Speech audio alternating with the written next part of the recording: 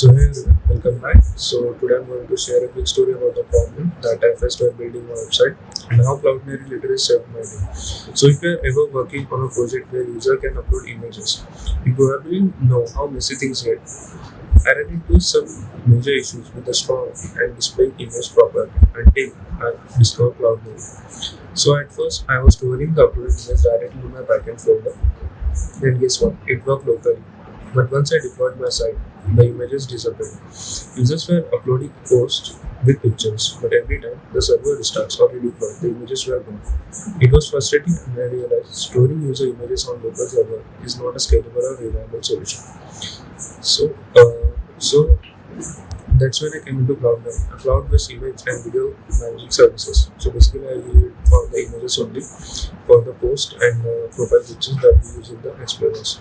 And I integrated into a backend using the Node.js SDK and then set up a super suite. So let me just show you a basic code snippet of how I implemented it.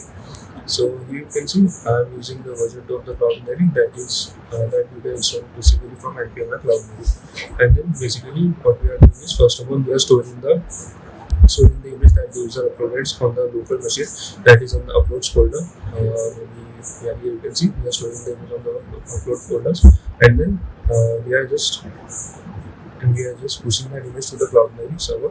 And so here we can see we get a secure URL for that image that is uploaded to the Cloudinary, and then that secure image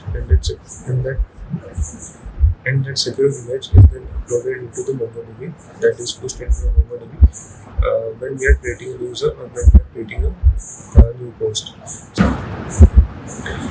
Plus, there is an addition point that Cloudinary automatically optimizes and compares the images so they load faster, which is a huge win for the performance. So yeah, Cloudinary completely solved my image handling issue and made your project feel much more professional. If you are a working developer or if you are a developer working on anything that involves user upload, definitely check it out. And I hope it was useful, because Cloudinary is one of the tools that you should use if you are working on the uploaded images. Because if you are using the local storage, it will work fine in the local host, but when you deploy it, then you will face major issues. So that's it. I hope this video was a bit helpful to you, and that's it. Thanks for watching.